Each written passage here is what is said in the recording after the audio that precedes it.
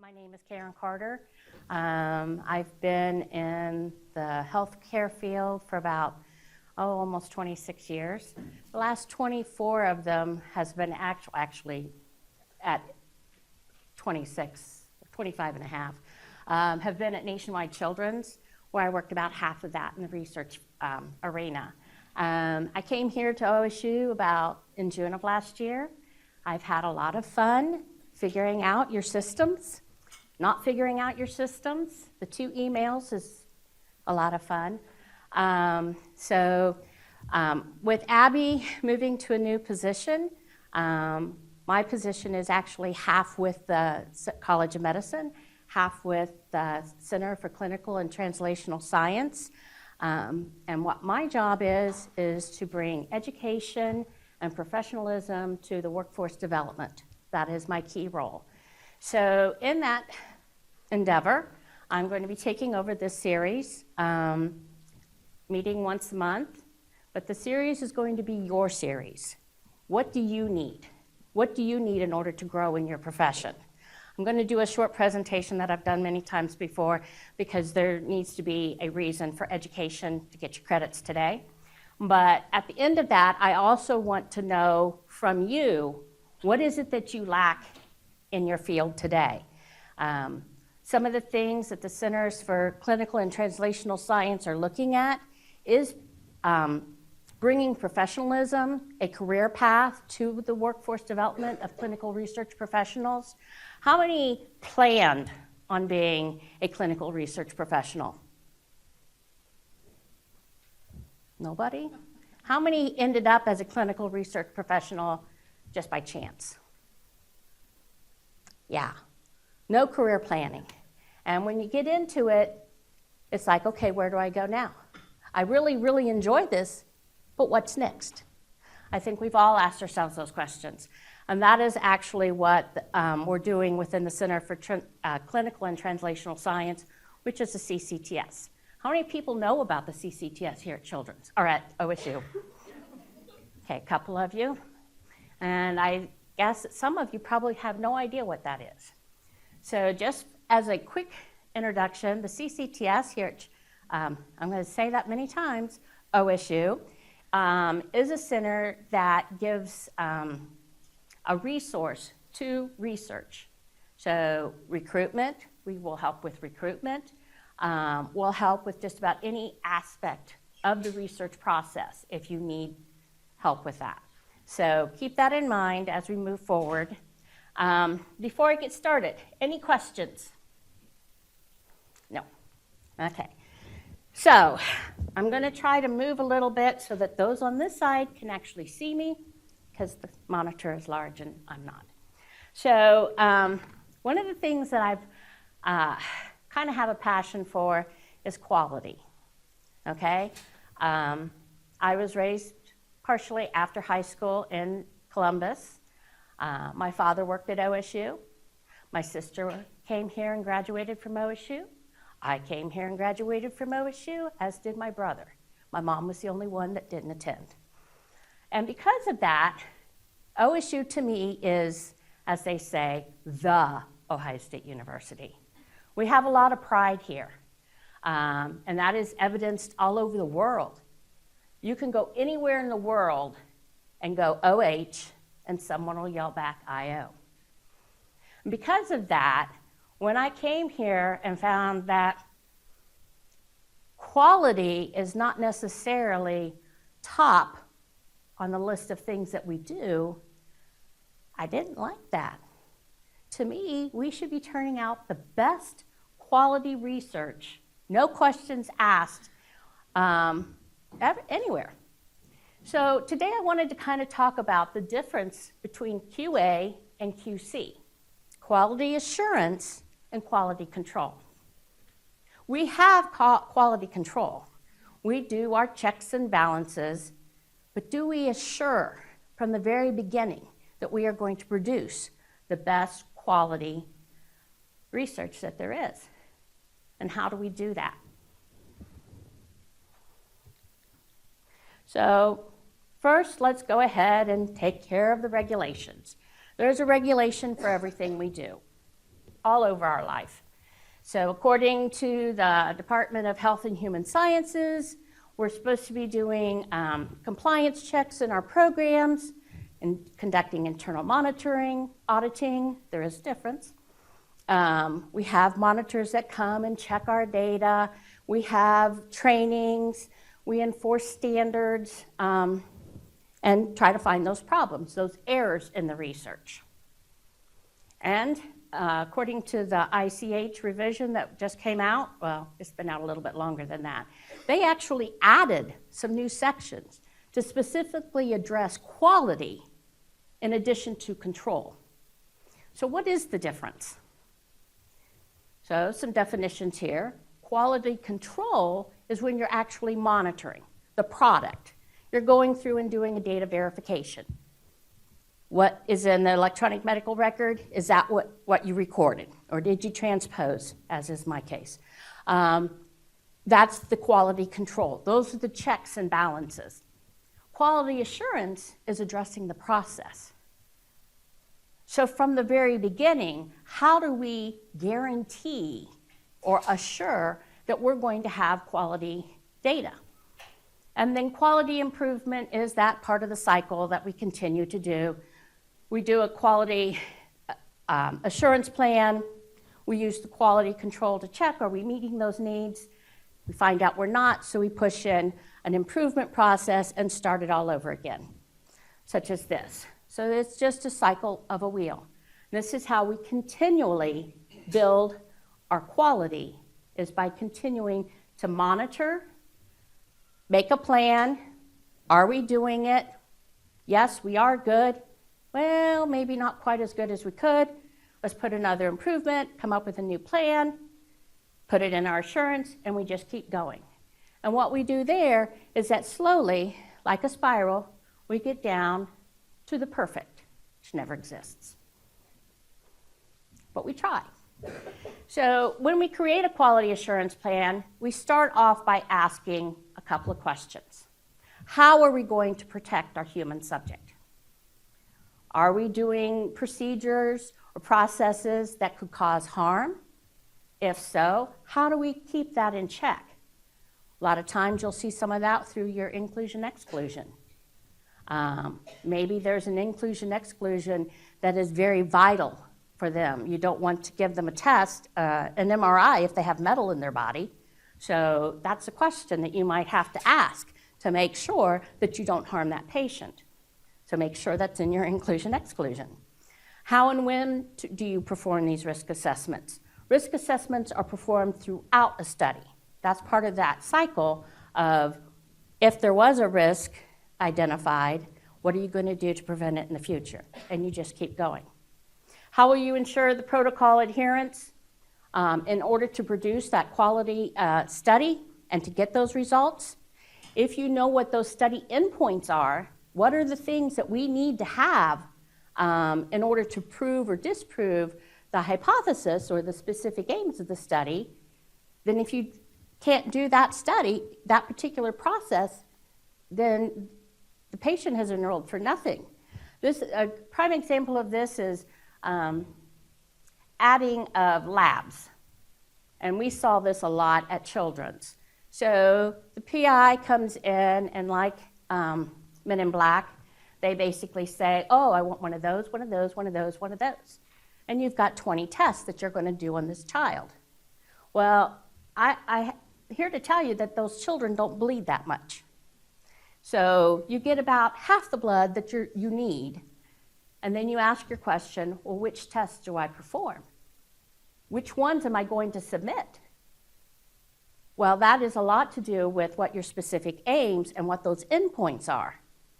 Some of those are there for checks and balances, making sure that they don't have high liver functions because of the medication they're being given. Those are very important. Those are what you call your safety labs. Those are utmost to what you do, especially with the children. So these are things that you want to make sure that you've pinpointed so that you can make sure that your study can be completed. Ensuring regulatory compliance. That's a big issue, and That all usually goes back to documentation, documentation, documentation. How did you document? And how do you ensure that the staff is knowledgeable and properly trained? A lot of this, when I first started in research, there was no such thing as a training log. Oh yeah, they were trained. It wasn't documented. Guess what? Didn't happen. Oh yes, it did. Well, no, there's no proof of it. And it always comes down to that documentation. That one's little. So one of the best things for quality assurance is your feasibility. Before you even get started, before the study goes to IRB, look at that study and say, is this something we can do? And it's not just the scientific validity, but it's just, is it even logistically possible?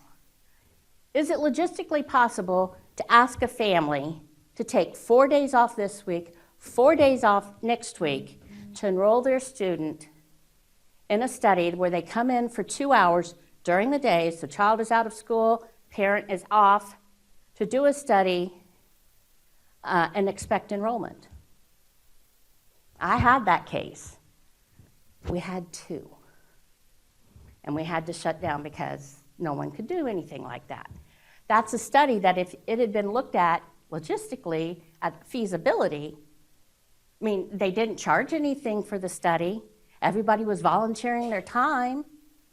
We didn't give the patient any incentive, so it wasn't costing anything. But logistically, it just, all that time was spent for 2 patients. We didn't really get the results that we were looking for, obviously. So look at it from the very beginning. Look at the protocol. Look at the endpoints. Look at your source docs.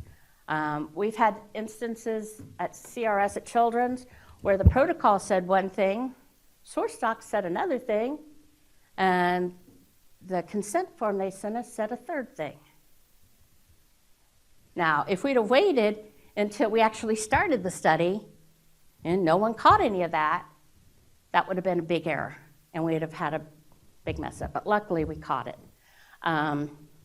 So one of the things we did there is before we even gave the study to the coordinator, and I realize that things are done differently here,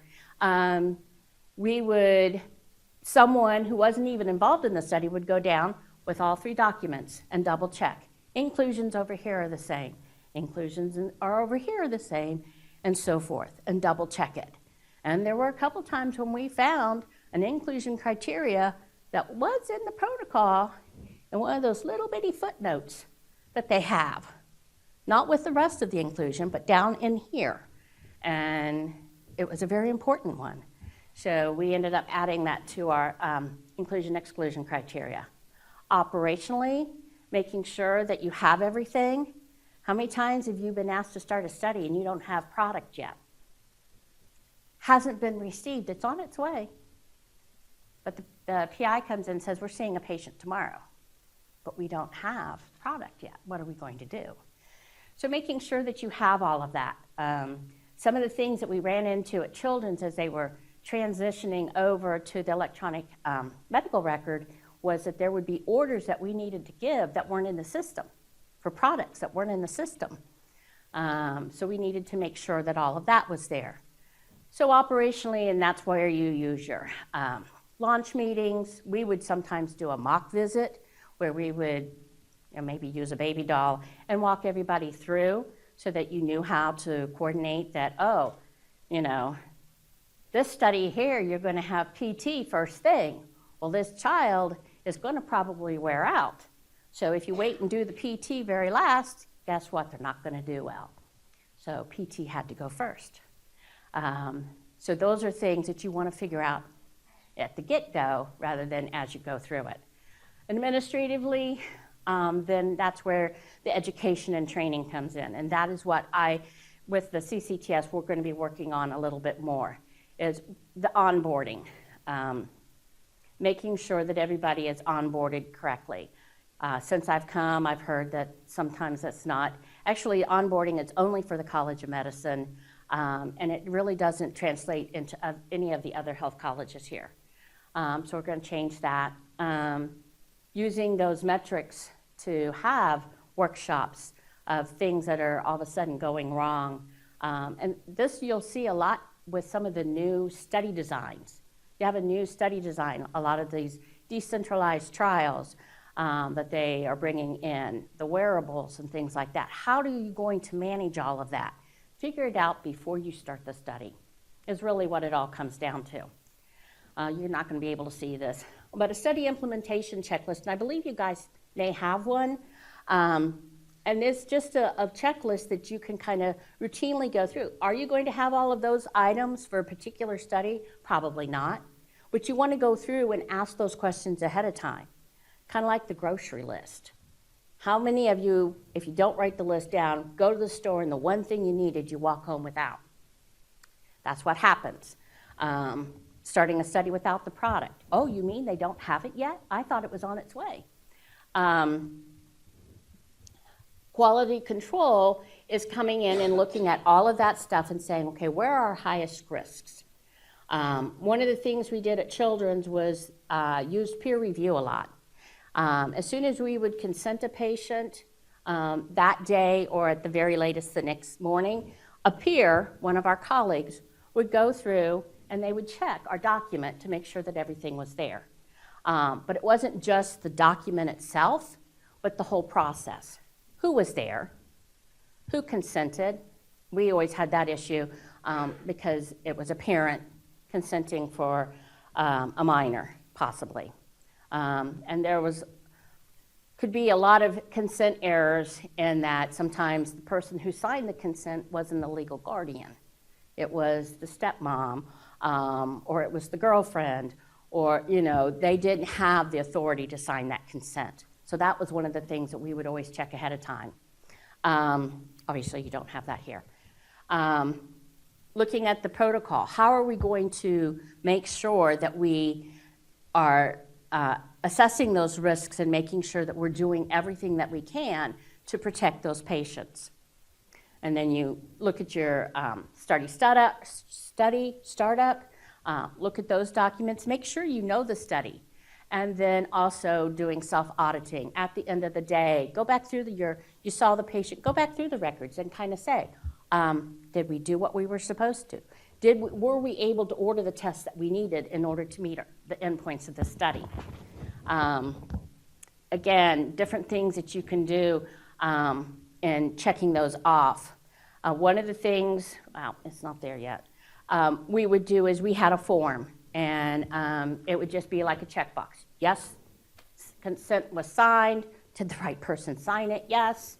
And different things like that. Was the inclusion-exclusion criteria signed off on by the investigator? That sometimes could be an issue for some reason. And then making sure that they did indeed meet all those inclusion-exclusions, or did meet the exclusions.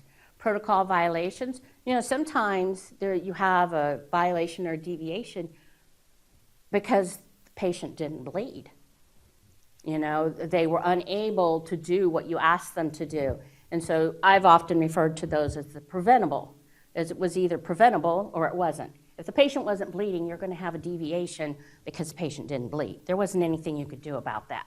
Now, there would be a way to maybe think about, okay, for the next time, why did they not bleed? Were they dehydrated? Then you tell them, okay, for the next blood draw, why don't you try this? That's that continual risk assessment, quality control, trying to make it better. Same with data errors. I would take all of the monitoring reports for every study that we had on the unit, and I would look at those monitoring reports and look for trends. Are they getting a lot of deviations or violations because they're just not getting the data entered in time? You go back to them and you say, what is this? Why? Well, they want me to enter it while I'm seeing the patient. Well, then let's work with that. Maybe we get another person to help out that enters the information while you're seeing the patient. So it's that continual checks and balances. Peer review is a good way of doing it. I know that a lot of these studies, There is a lead coordinator, but then you have like others in the study that also can do the study in those cases where you have to be 2 places at one time or 3 times. It is helpful. It also picks up the errors a lot faster and a lot sooner. This was, again, you can't read it, but this was one of our peer review worksheets. So at the end of the day, beginning of the day, people were going to have charts that needed reviewed, or however, we had paper charts, shadow charts all the time. And so that would just be a process of going in and saying, is everything there? Did they skip anything? And that would make it easier that if we did, that we could go back and quickly correct it and make notes of it. Again, documenting what happened. This was an example of some of the metrics that I kept on a monthly basis. And then we would report it at the end of the year as to how we were doing. By doing the peer review of the consents, we kept the errors in our consents of usually 1,000, well, last was around 3,000 in a given year, to less than 2%. And that was with a staff of 40. Because what we could do is, at that point, you got so used to looking at somebody else's that it became such a habit, like riding the bike, of looking at your own before the patient left. And you could catch those errors then, but just by putting it foremost in your mind. So maintenance of the QCs, these quality control metrics helped identify errors. It also helps you identify trends. It helped us know, oh, we needed to go back and re-instruct on the reporting of AEs and SAEs. Everybody's getting a little sloppy in how they're doing it. So let's go back and do a reminder. Sometimes it was on the consenting process. We ended up with that when systems would change. They would change the type of, emails services that you use, so that there were more errors. And then identifying noncompliance. Is it because the way the study is designed, or is there a particular person that's just not trying? It helps identify and helps weed out which is what in all of that. And it shows you where the improvement needs to be. So again, some of these are just repeats in quality control, quality assurance. Assurance is the guarantee. Do you guarantee that your research is going to be quality? Do you double check yourself at the end of the day? Ask someone to double check something for you. And that is how we keep the quality going.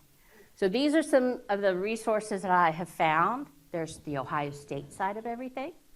And then there's the College of Medicine side of everything. Anyone would be more than willing to help you if you want to put a quality assurance plan in place. My email is down there on the bottom. I love answering questions. Even if I don't have the answer, I will find an answer for you or find a resource for you. That is one of the primary goals of my position, is to have those resources available. One of the resources we want is to have document library where everything goes, and it's not just within the College of Medicine, but across all the colleges.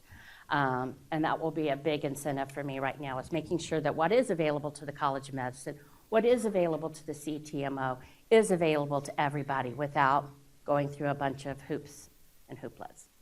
So that is what I have for today for the lesson. Any questions? No, quiet group. Okay, so now on to the fun part. Announcements. So some of the things that we've got going on. SOCRA examinations will be occurring. I found out about those about 2 weeks ago. The first one is scheduled for June 22nd, the next one for January 15th. You register through the SOCRA website, and if you need help with that, I can help you along the way. Save the date. This is going to be a regional conference of various CTSAs within the Ohio, West Virginia, and Kentucky region. And and it will be here on campus at the Fawcett Center on August 18th. It'll be a full-day seminar. We are partnering with the ACRP. They are going to provide the CEUs for the meeting, and probably in March, we'll be sending something out with more details about speakers and topics and things like that. It is going to be a little bit different than your regular conference in that you're not going to be attending and going to a bunch of meetings where people are just going to talk and instruct you and give you information. It's going to be discussions also. So the breakout sessions will be led by individuals talking about specific hot topics or problems that we are facing within the work field. Things such as the biobanks. How do you consent? If you're going to do it right away, if you're going to do it down the line. Decentralized trials. When patient is no longer coming to you, it's basically you going to them out in the rural areas perhaps. So these are some of the topics that we're going to be addressing. We'll also be addressing the single IRB, smart IRB, and things like that. And then an expert will present, and at that point then there will be discussions of, okay, what have you done at your site? What have we done at our site? What is the best outcome? What is the best methods? So that we can start making determinations and deciding how we want to do things as a group, not just as a silo. So, like I said, that will be August 18th.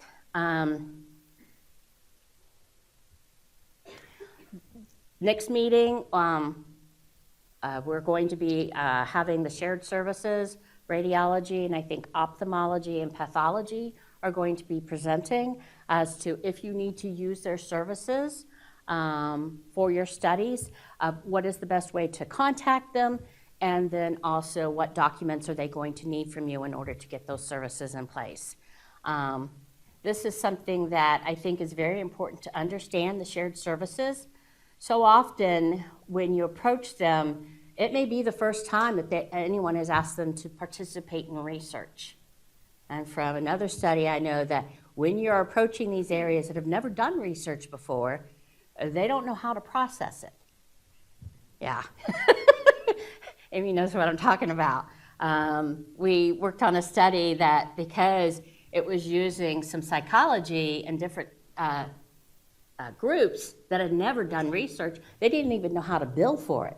And not only could they bill for it, how did they get it through the electronic systems? How do you capture that? So it caused a lot of delays in the study. And then I also encourage you to join the CCTS membership. And there's a link here, and all of these will be going out to everybody, where we have a newsletter that goes out weekly and one that also goes out monthly. And so I'm going to be working with them to have a little coordinator corner, so to speak, where a lot of these announcements can be made as a central place that you can go, and eventually, even if it's a question. How many here are actually certified? Okay. How many are ACRP certified? Okay, SOCRA? Okay, more. So those are things. ACRP actually has a blog that if you're an ACRP member, it comes every day and people ask their questions on the blog. And that was actually one of the ways that I studied for my certification, was to go through those blogs and look at the questions and say, would I know the answer to that question? Sometimes when I first started, no, I didn't. And then I would look to see what those answers were. Because unfortunately, in clinical research, I can teach you everything there is in the book. Just like in driver's ed.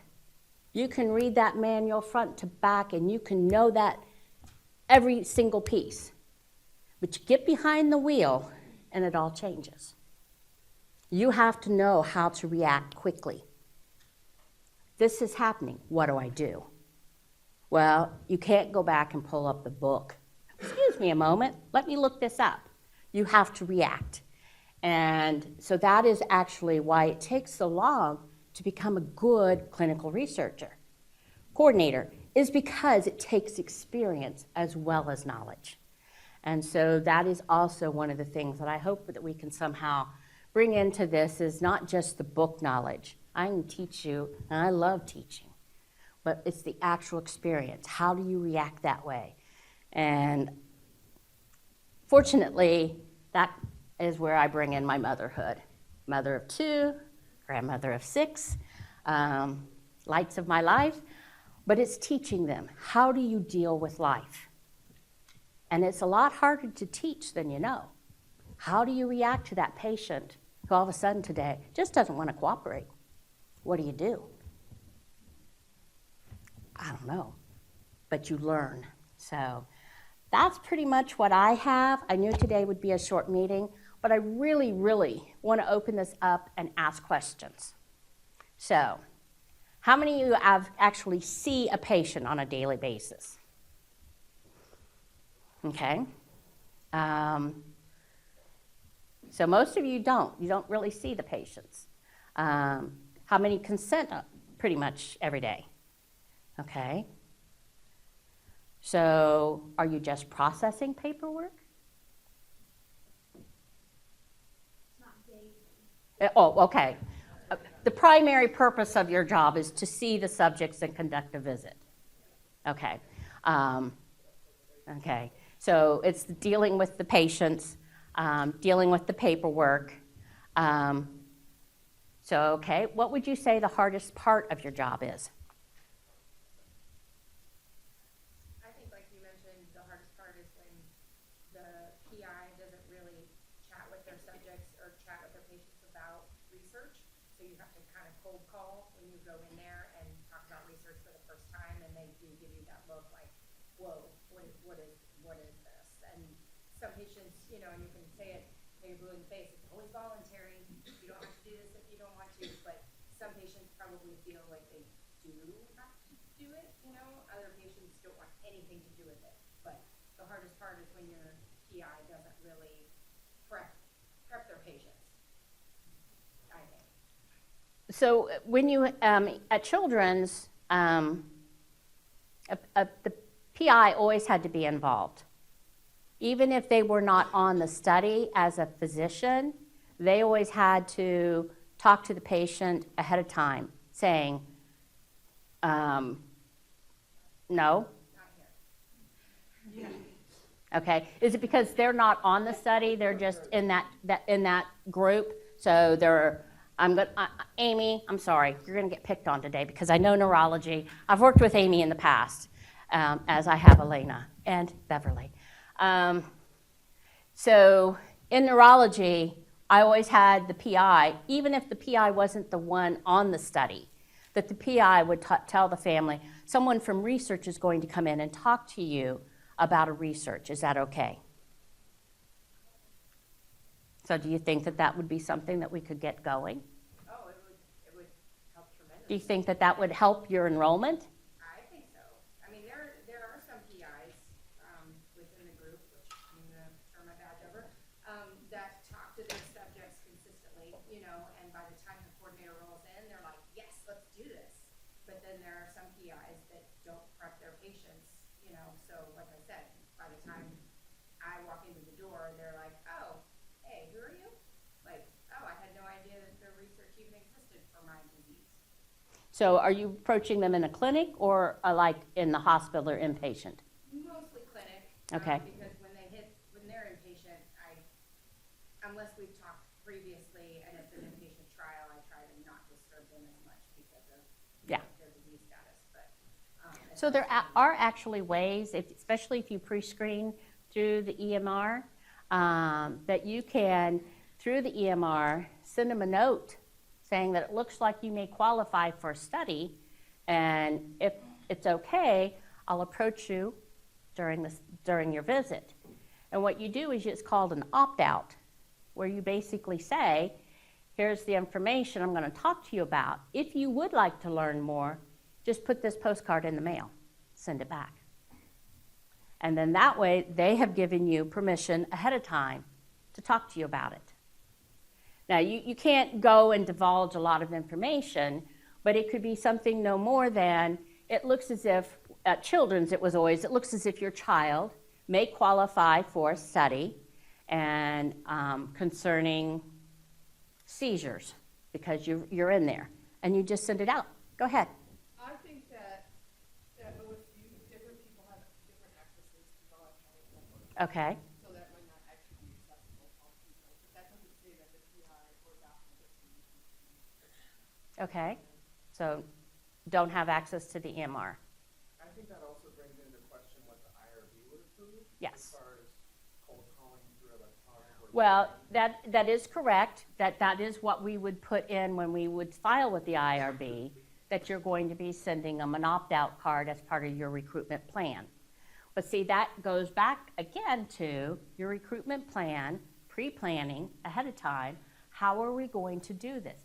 If not having the PIs talk to, or at least mention to the patients about the research protocols prior to their visits is a problem, and you think that by doing this you can improve your numbers, then that is something to fight for in your recruitment plan. And that's why it's important to have that plan ahead of time. How are we going to do it? This is a stumbling block. So what are we going to do to overcome that stumbling block? It's called quality by design, QBD. Everything has an acronym. Acronyms, acronyms, acronyms. But those are ways that you can get around it. And so this comes back to what I'm talking about. These are the things that all of us need. Hearing from different people, what are you having problems with? Well, we do it this way. I hadn't thought about that. Maybe I can try that. Another thing that we would do is sometimes through our recruitment plan, and that's a very good point, in our recruitment plan, we said we were going to put a poster in the clinic saying that there's this research and you may be approached. You know, that gives you an opening. You know, did you happen to notice the poster in the waiting room that we're recruiting for a study right now? You know, that you may be eligible for. It's an introduction. And usually if they're here and you do it in such a way that whatever the disease process is kind of highlighted, do you have seizures? You may qualify for this study, then I guarantee you they're probably going to look at it at least. And that's an introduction. And they may be then asking the physician, what about this? So there again, these are things that you might be able to try. I don't know a whole lot, as Beverly pointed out, how OSU works. That is what I'm trying to learn. I got the computers down. Now I'm into the clinics. And actually I'm working with Deanna Goldenkreutz to start observing at different places just to see how you actually do things here, because it is a lot different. You're dealing with mainly adults. I dealt with children. That's why I have more humor than normal, because we dealt with children. A typical blood draw for you guys might be you and the patient and a nurse maybe. That was it. For us, if it was a toddler, it could mean the parent holding the child, a nurse holding the arm of the child, a nurse doing the blood draw, and then a nurse doing the entertainment, which could be singing, dancing, or my favorite was talking like Donald Duck. It would take that group to get a blood draw from a child. But I guarantee you, at the end of that visit, the child wasn't upset. And we actually had children who would have to spend the night for PTs, PKUs, and come in at their next visit saying, when can we spend the night again? So that was how we differed. But that's what we're going to do here. Have them asking, when do we get to come back? When do we get to see you again? Because research is voluntary, and we have to make the visit pleasant. We want them to come back. So next time we'll be meeting about shared services. In the meantime, if you have any questions whatsoever, I may not always know the answer for OSU, but I figured it out at Children's.